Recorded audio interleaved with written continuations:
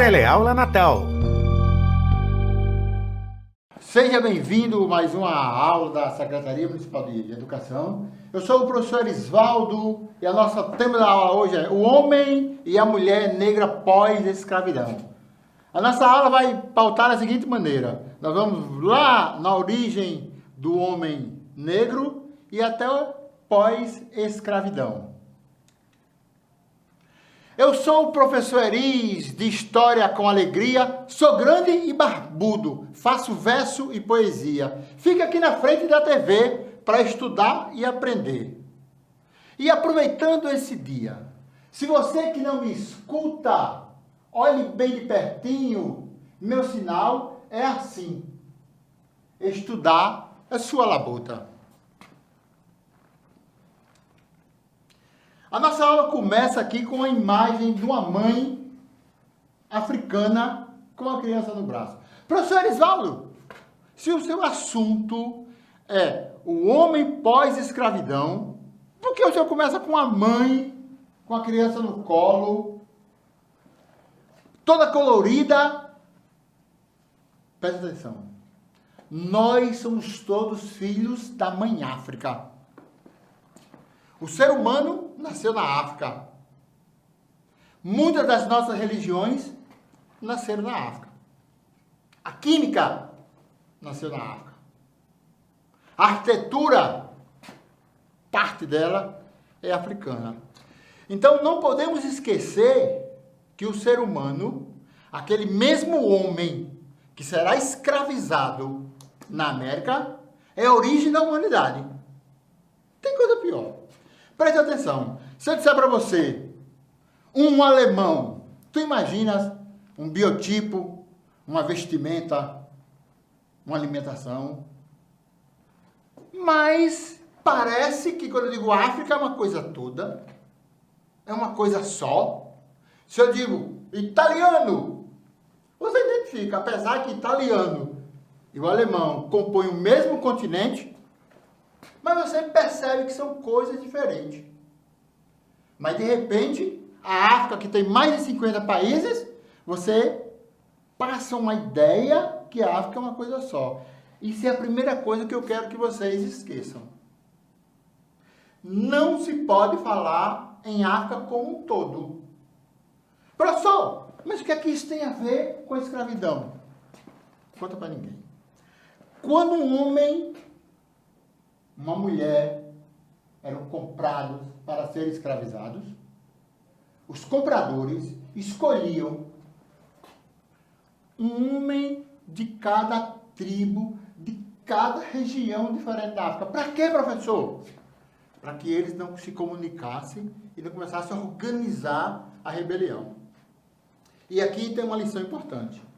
A partir dessa aula, ninguém mais vai chamar que o homem negro, a mulher negra, eles eram escravos. Não. Eles foram escravizados. Percebe a diferença?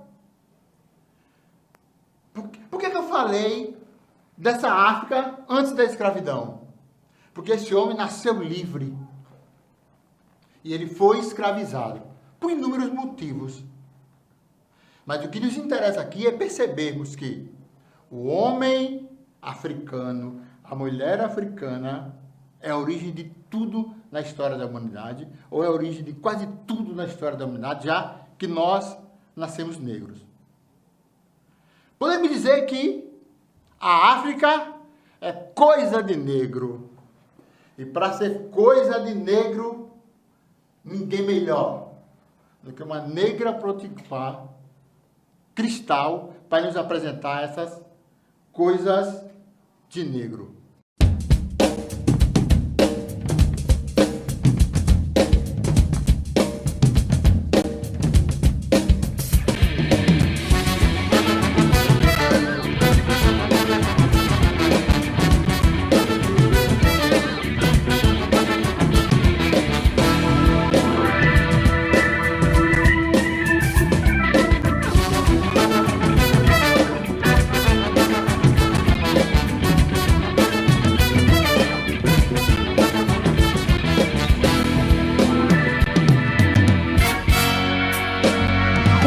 preto todo mundo tem. Esse molejo do seu jeito todo mundo tem. Coisa de preto todo mundo tem. Esse molejo do seu jeito todo mundo tem. Coisa de preto todo mundo tem. Esse molejo do seu jeito todo mundo tem. O que é coisa de preto?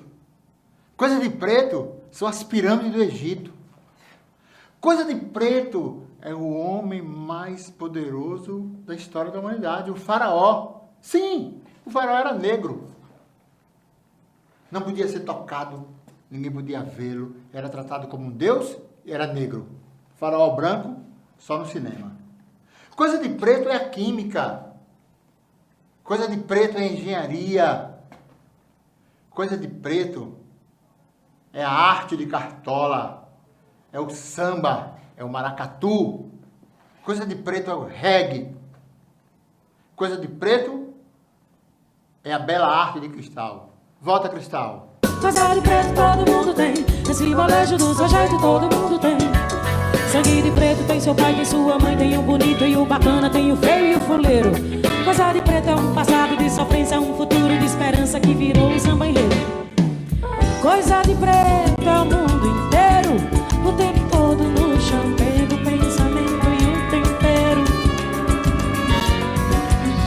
O cheiro lance no cabelo, balanço, canto triste dos porões de um negreiro. E todo mundo tem esse molejo do seu jeito, todo mundo tem. Ha! Coisa de preto todo mundo tem, esse molejo do seu jeito todo.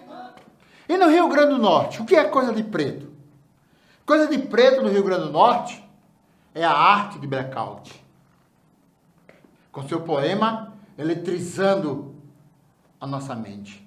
Coisa de preto no Rio Grande do Norte é a arte que parece bagunçada, psicodélica de Bianô Paulino. Coisa de preto no Rio Grande do Norte é Cristal. Coisa de preto aqui no Rio Grande do Norte é Chico Daniel.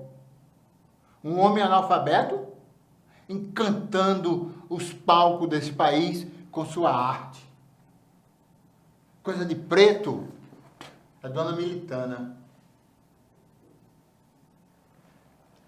Coisa de preto no Rio Grande do Norte é Alberi, jogador do ABC do América. Coisa de preto é Ivan, lateral direito do América, correndo suavemente pelos campos. Coisa de preto é Cristal. Ouviremos Cristal. Coisa de preto todo mundo tem, esse molejo do seu jeito todo mundo tem. Coisa de preto todo mundo tem, esse molejo do seu jeito todo mundo tem. Eu vou fazer uma embolada, um samba, um maracatu, tudo bem envenenado, bom pra mim, bom pra tu, pra gente sair da lama e enfrentar o jururu. Eu vou fazer uma embolada, um samba, um maracatu, tudo bem envenenado, bom pra mim, bom pra tu, pra gente sair da lama e enfrentar o jururu.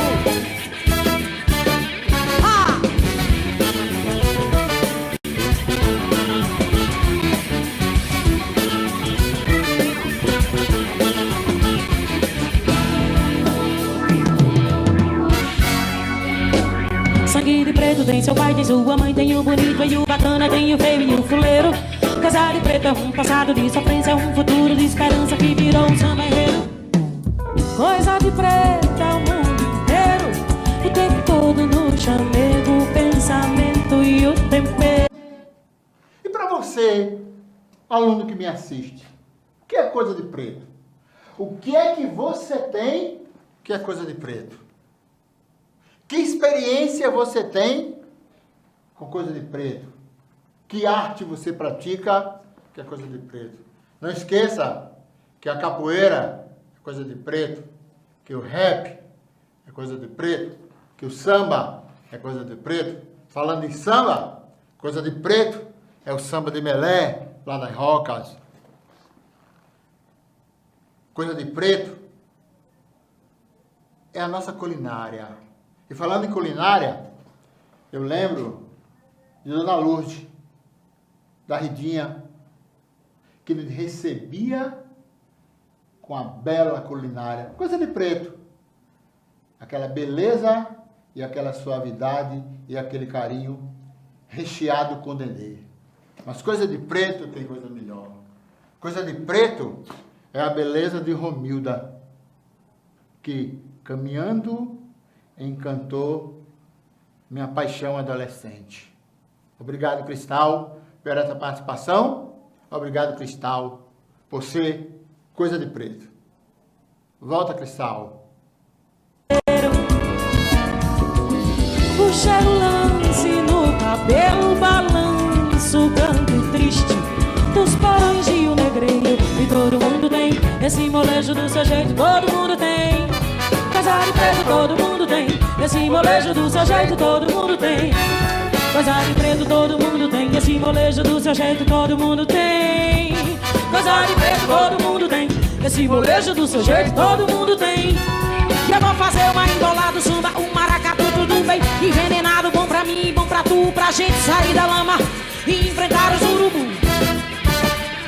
Eu vou fazer uma embolada, samba, um maracatu, tudo bem envenenado, bom pra mim, bom pra tu, pra gente sair da lama e enfrentar os urubus. Eu vou fazer uma embolada, samba, um maracatu, tudo bem envenenado, bom pra mim, bom pra tu, pra gente sair da lama e enfrentar os urubus. Eu vou fazer uma embolada, samba, um maracatu, tudo bem envenenado, bom pra mim, bom pra tu, pra gente sair da lama e enfrentar os urubus. Queria aproveitar esse momento para fazer um agradecimento à nossa amiga Cristal por ter autorizado o uso desse vídeo. Obrigado, Cristal. Você é coisa de preto que faz parte da cultura do Rio Grande do Norte e desse país. Obrigado. O nosso próximo passo aqui é naturalização da desigualdade. O que é isso? Eu quero que vocês percebam que na história do Brasil parece que homens, mulheres e crianças serem escravizados era uma coisa normal. Não esqueçamos que a lei brasileira autorizava a escravidão. Não esqueçamos que as religiões autorizaram a escravidão. Durante muito tempo, durante mais de 300 anos, as religiões ficaram discutindo se o homem negro tinha alma ou não tinha alma. Enquanto esse debate ocorria, homens e mulheres eram escravizados. Não conta para ninguém, mas os deuses negros estavam num estágio muito parecido com os deuses cristãos. Ou seja, como é que eu posso explicar isso? Querer que um homem negro abandonasse a sua fé e aceitasse o cristianismo era difícil para ele. Por quê? Porque a sua religião tem uma estrutura consolidada. Não estou dizendo aqui que uma religião é melhor do que a outra. Eu estou dizendo que a religião do homem negro era tão consolidada na cultura africana, da mesma maneira que a religião cristã estava consolidada na religião, na sociedade europeia. Então, a religião europeia, o cristianismo, era uma religião consolidada e as religiões africanas já eram consolidadas. Então, esse conflito era um conflito religioso. Um homem negro apanhava para abandonar o seu nome e aceitar um nome de origem europeia, brasileira, cristã. O que eu quero que vocês percebam é que, olhando dessa maneira, vamos descobrir que a escravidão desses homens e dessas mulheres não era uma coisa natural. Era uma violência de um grupo sobre o outro. Esse homem chega aqui em 1550. E durante mais de 300 anos, esses homens foram escravizados. Essa parte é triste. Segredo. Matar um homem negro não era crime, não era pecado. Professor, por que não era crime? Porque ele não tinha cidadania.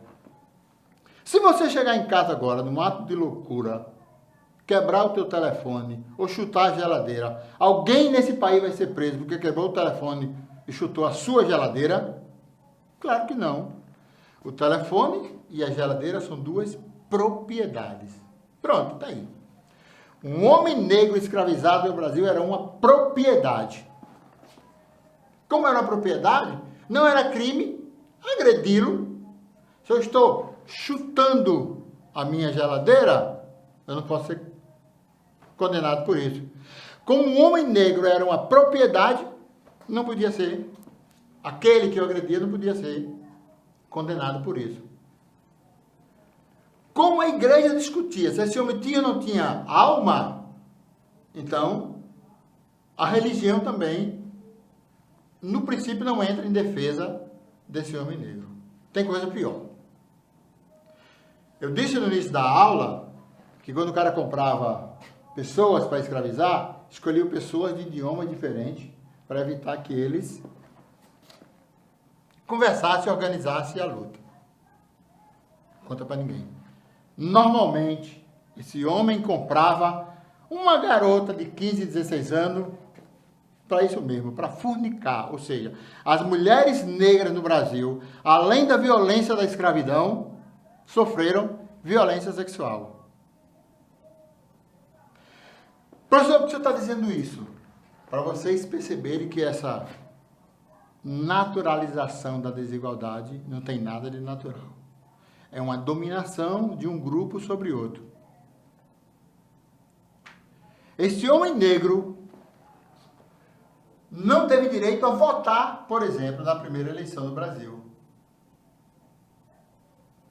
Esse homem negro não tinha direito à terra. Quantos homens negros foram perseguidos por causa da capoeira? Outros foram perseguidos por causa da sua religião. Então, a escravidão no Brasil, que durou quase 400 anos,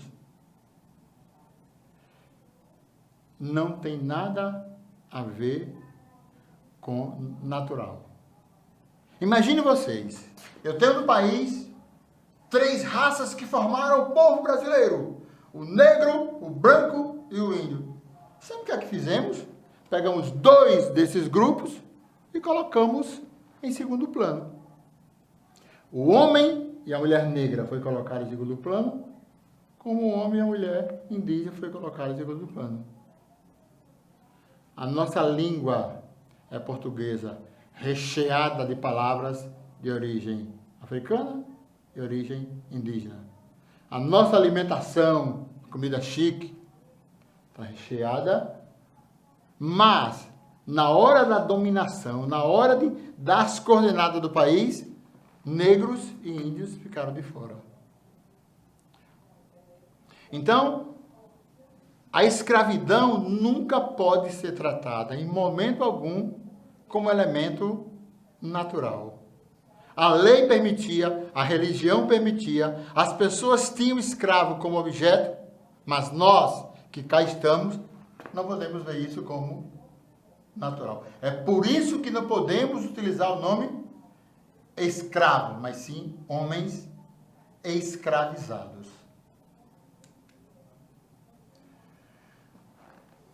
Agora aparece aqui na nossa tela uma verdadeira partida de xadrez. Discriminação positiva. As cotas são conquistas democráticas. Falava eu, há pouco tempo atrás, que nós que vivemos aqui, alguém pode dizer: professor, mas eu não sou responsável por esse homem negro ter sido escravizado.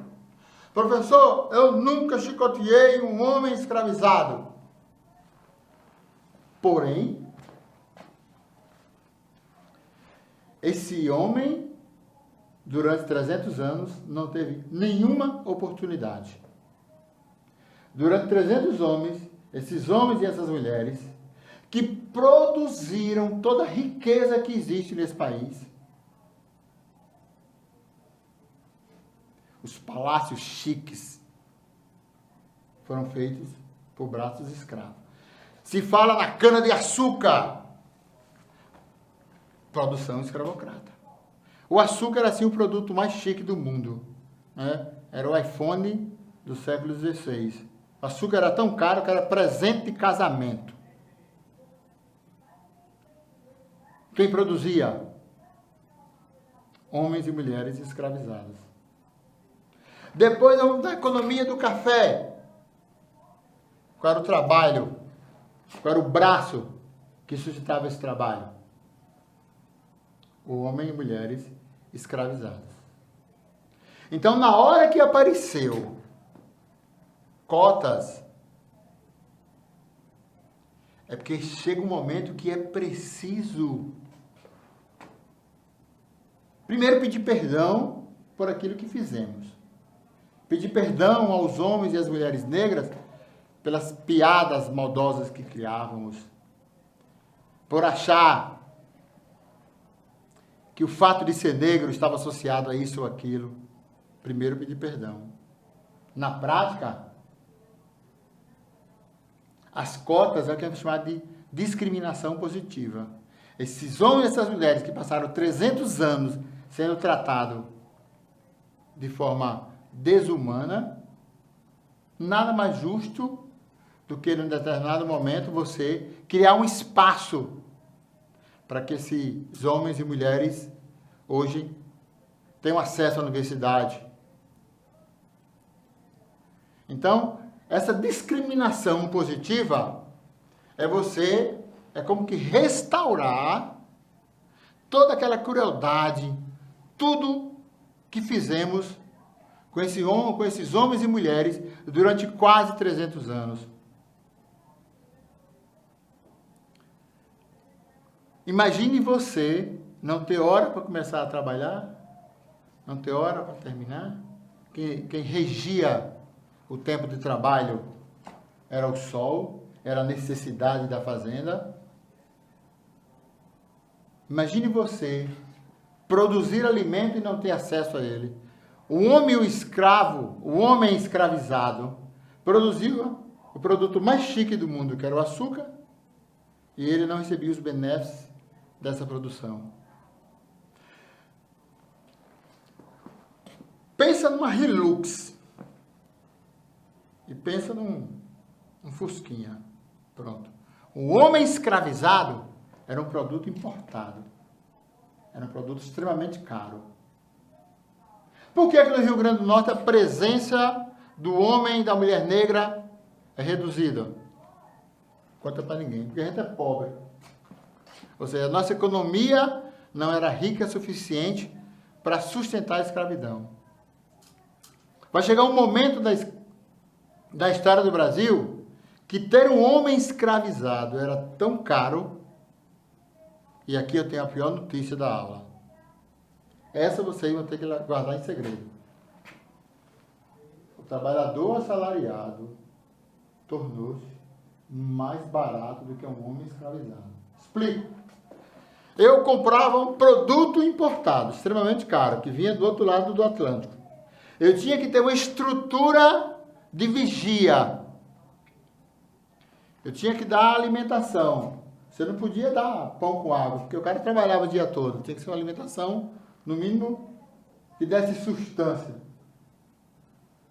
Então chegou uma hora que o escravo tornou-se tão caro que o trabalhador assalariado parece que é mais barato. É triste notícia, mas é por aí. Escravidão, um crime contra a humanidade. ONU, 1988. Eu tenho aqui uma imagem de um navio negreiro, onde basicamente eu tenho crianças nessa imagem. Esta é uma outra notícia triste. Na hora de se escravizar as pessoas, na hora de fazer desse homem escravo, não se tinha essa ideia da criança, da mulher. Esse termo adolescente é um termo muito novo, muito recente na história da humanidade. Não existia no tempo da escravidão. O que era uma criança? Era um pré-adulto. Era um homem, um menino escravizado que trabalhava menos, fazia uma coisa mais suave. Mas o que eu quero chamar a atenção aqui é, lembra, a escravidão no Brasil tem início no século XVI. Só em 1998 é que a ONU, órgão das Nações Unidas, disse que a escravidão é crime. Faz umas contas bem simples. 1980, 1550. Olha quanto tempo passamos escravizando, agredindo, violentando, matando pessoas de trabalhar, em nome de sei lá o que. Então, você passar quase 400 anos como escravo, sendo tratado como tudo, menos como ser humano. Então, pensa, o que nós fizemos com gerações e gerações de homens e mulheres negras que foram escravizadas neste país. Pronto, agora vamos entrar na luta do homem e da mulher contra a escravidão. Como aconteceu esse processo? E aqui eu vos apresento Bertoleza, uma mulher empreendedora. Bertoleza é essa mulher negra, linda, poderosa, robusta, boa de cozinha. Você sentado na sala já pensou, professor, a professora de português me avisou que Bertoleza não existiu. Bertoleza é um personagem do livro O Cortiço de Aloysio Azevedo. Correto. Mas a professora também falou que o livro de Aloysio Azevedo, ele paira sobre dois elementos, o naturalismo e o realismo. Por isso que Bertoleza é tão importante. Você que percebeu que Bertoleza era um personagem, já sabe que Bertoleza era uma mulher negra em plena escravidão, que vivia como uma não escrava. Olha que coisa massa, olha que coisa interessante. Bertoleza era escrava, mas morava sozinha.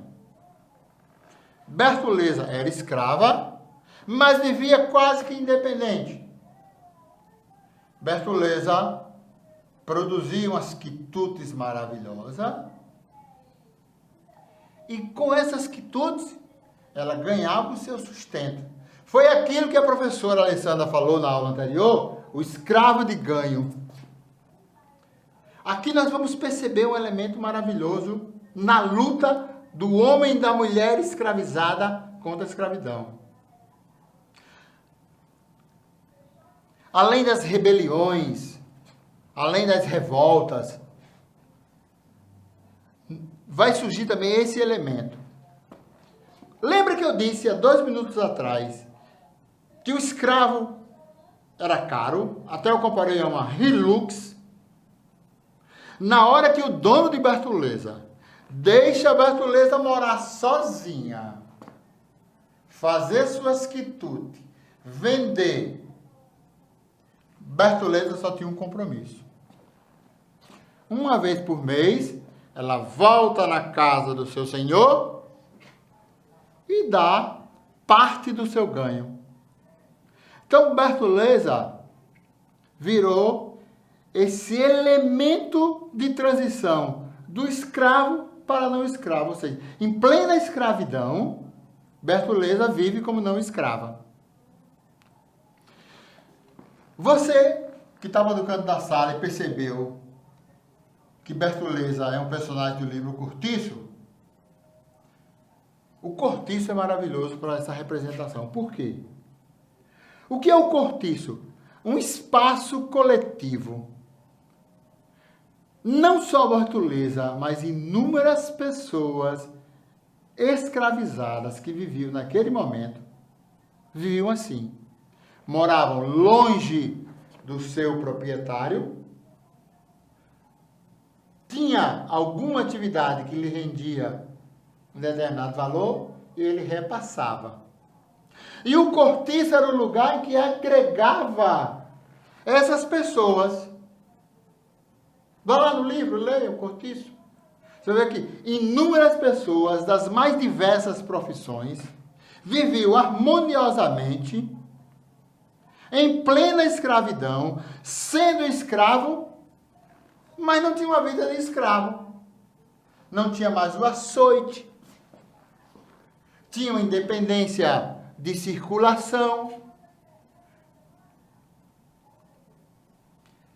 E Bertoleza é essa representação maravilhosa.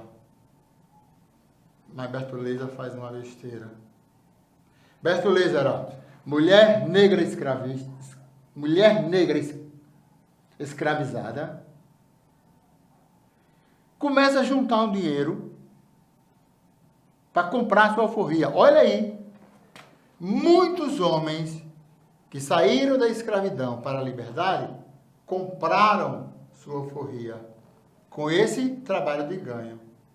Só que Bertoleza guardava o dinheiro no lugar fácil e a bichinha foi roubada. Aí Bertoleza fez uma besteira. Bertoleza se apaixonou pelo homem branco. Que aqui aparece um outro elemento importante nesse processo, que é essa relação afetuosa entre mulher negra e o homem branco. Como eu disse a vocês, Bertoleza fez a besteira de se apaixonar. E aquele homem, ela começou a pegar o dinheiro que ela guardava embaixo do colchão e dar para esse homem. Esse homem vai, não compra a alforria de Bertoleza, mas falsifica um papel, que é um outro elemento que nós vamos encontrar. Inúmeros homens e mulheres que viviam na escravidão foram ludibriados, foram enganados por outros. Por quê? Normalmente esse homem escravizado não tinha acesso à leitura, não tinha acesso às instituições, ou seja, um homem negro, ele não podia sozinho ir comprar a sua alforria. Como eles eram escravizados, eles viviam sob a tutela do seu dono. Então, Bertoleza é nosso exemplo maior. Uma mulher escravizada que em plena escravidão, vivia como não escrava e juntava algum dinheiro para comprar sua alforria. E o espaço que esses homens e mulheres viviam era chamado de cortiço, que na nossa cultura tem um tom pejorativo, que era um espaço quase que coletivo. Democracia racial e a dominação branca. Aqui eu tenho uma imagem, um casal branco numa mesa farta, uma criança negra recebendo migalhas de alimento, uma mulher negra, devemos abanando as moscas ou outra coisa, um homem negro com a postura de como fosse um segurança, e uma outra mulher negra na porta. Olhando esse quadro, parece que esse grupo vive em harmonia. Quem criou essa ideia? Que negros e brancos viviam em harmonia? Foi um livro, Casa Grande e Senzala, de Gilberto Freire. Um livro recente, 1933. Gilberto Freire criou a ideia de uma democracia racial. Imagine você. Você mora num ambiente que você não faz nada além de trabalhar. Já é muita coisa. Que você dorme trancafiado. Qualquer erro que você venha cometer, você será punido. Você não tem liberdade de escolher por quem vai se apaixonar. Você não tem direito a praticamente nada. Como é que eu posso dizer que homens e mulheres viviam em harmonia? O que aconteceu no Brasil é mais ou menos assim. Gilberto Freire criou essa ideia que o branco brasileiro, dono do escravo, era bondoso, caridoso. Parece até que as pessoas que eram escravizadas aceitavam a escravidão, que isso não é verdade. Em momento algum, o homem e a mulher escravizados aceitaram a escravidão. Sempre lutaram contra essa dominação, das mais diversas formas. O problema é que criou-se no Brasil uma ideia de que lugar do branco é lugar de dominação, é lugar daquele que pensa, é lugar do homem negro, é o lugar do trabalho. Na nossa sociedade, infelizmente, coube ao homem negro e à mulher negra apenas o trabalho braçal. Coube ao homem branco a dominação intelectual, os espaços de poder, os espaços da política. Aí eu pergunto a você, quantos professores negros você tem? Quantos médicos negros tem no seu posto de saúde? Na sua igreja?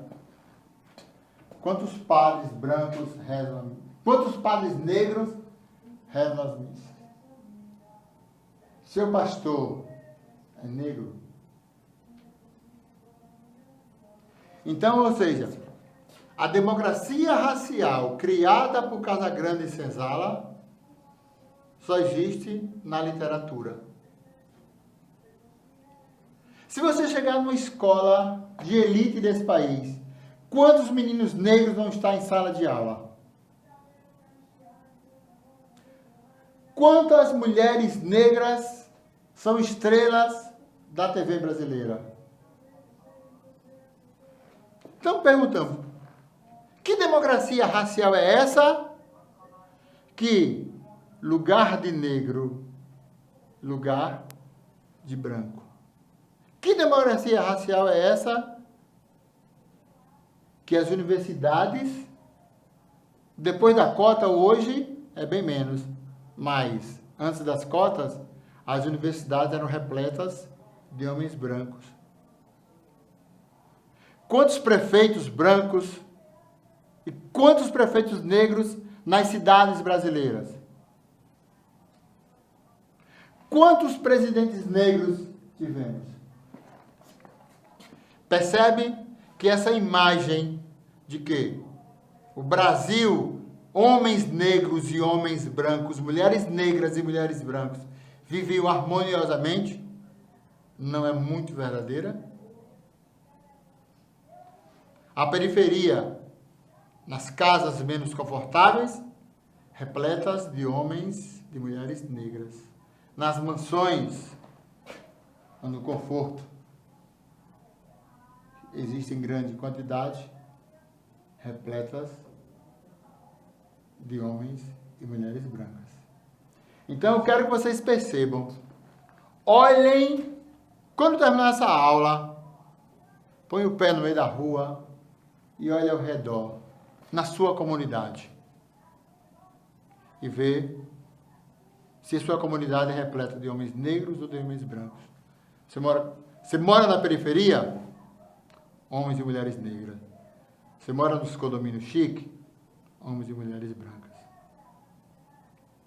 Então, a ideia de uma sociedade onde mulheres negras e brancos viviam harmoniosamente é pura fantasia. Se dizia no Brasil que branca para casar, negra para trabalhar. Eu tenho aqui agora, a minha cor é a minha fé.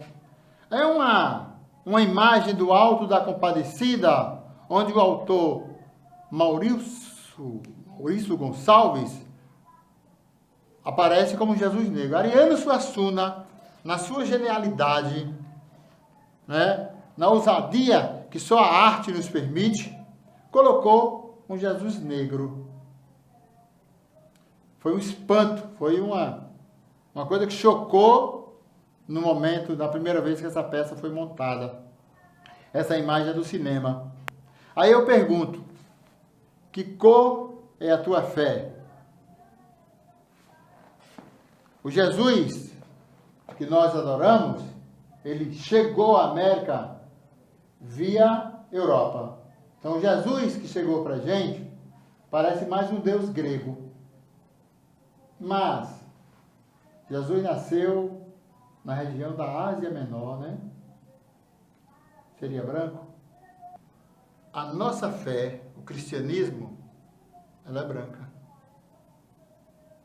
Porque os seus líderes são brancos. Deus nos apresentaram como homem branco.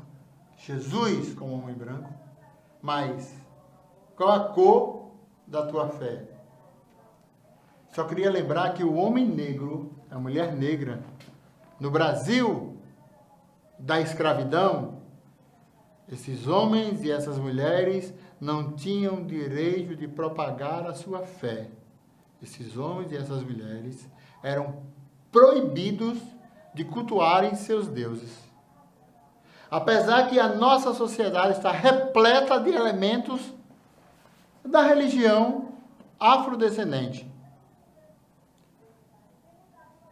Pular aquelas ondas no final do ano, tá mais para Iemanjá, né?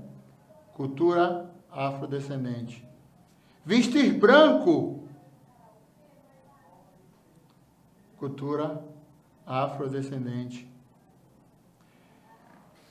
E a cultura e a sociedade nos causam assim, algumas peças maravilhosas.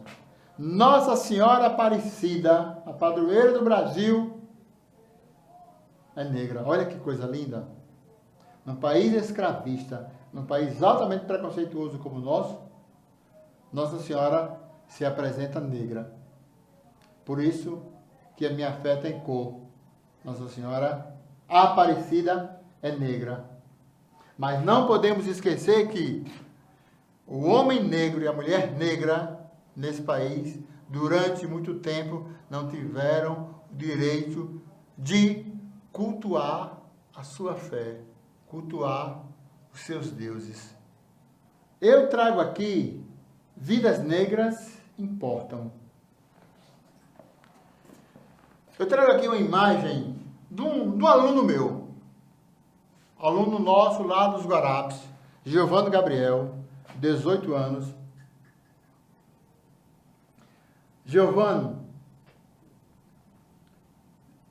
foi morto, saía de casa 5 da manhã, saindo dos Guarapes para ir para a casa da namorada e de repente desapareceu. Uma semana depois foi encontrado e teria sido assassinado. Sabe qual foi o crime de Giovanni? O crime de muita gente nesse país: ter nascido negro e morar na periferia. Parece que ser negro, morar na periferia, ter um tipo de cabelo, é um crime nesse país. Estão percebendo que a nossa aula começou lá no Egito Antigo? A nossa aula começou lá na África, eu falando que o homem nasceu negro.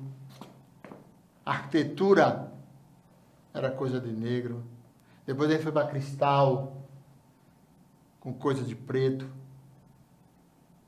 Passamos pelo início da escravidão. Passamos por homens e mulheres que lutaram das mais diversas formas para se libertarem da escravidão. Não foi uma lei que acabou com a escravidão, mas Giovanni, em pleno século XXI, Giovanni foi vítima único e exclusivamente por ser negro. Está lá nos relatos dos jornais. O homem que é acusado de ter atirado nele disse: ele era negro, se parecia e tinha um corte de cabelo parecido com aquele que tinha cometido o crime. E aqui aparece uma coisa estranha. Parece que aquele que cometera o crime podia ser morto, porque era negro. Então, Giovanni sofreu, em pleno século XX, o preconceito e a violência que sofreram homens e mulheres durante dezenas e dezenas de anos. O lugar do negro e da negra é onde ele e ela quiserem.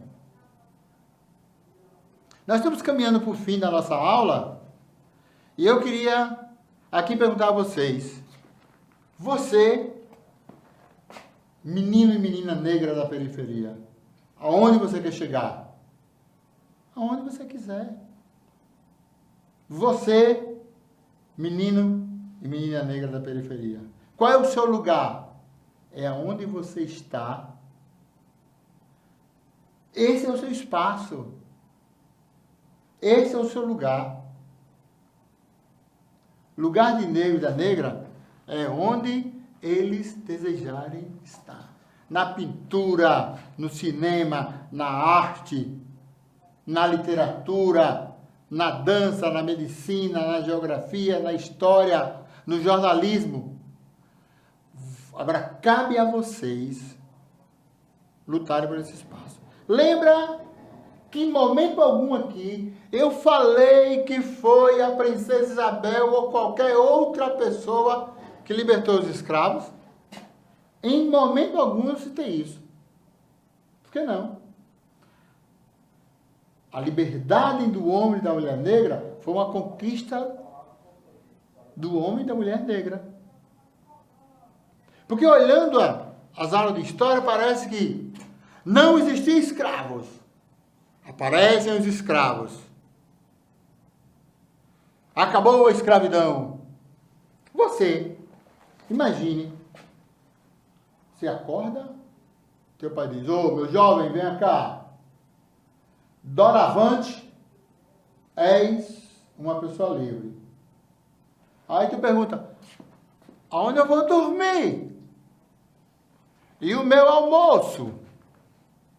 E aquela camiseta que eu queria que mamãe comprasse? E o dinheiro do transporte? Foi isso. Foi isso que aconteceu com a famosa Lei Áurea. Éramos escravos, de uma hora para outra, acabou a escravidão. Isso não é verdade. A liberdade dos homens e das mulheres foi uma conquista dos homens e das mulheres, nas suas mais diversas formas de luta. Da bravura de Dandara, do vigor de Zumbi,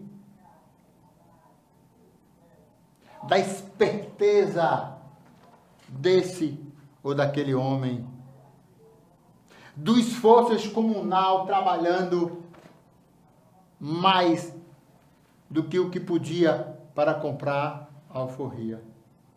Então eu queria acabar essa aula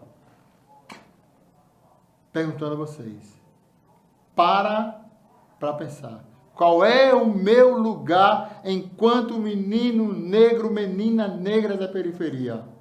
Qual é o meu lugar nesse país que escravizou centenas ou até milhares de homens e mulheres negras? Seu lugar é onde você bem desejar. Não me foi obrigado nem pedido por favor, pela alegria com que faço, garanto que não tem dor. Esta aula na TV foi feita para você com salário e com amor.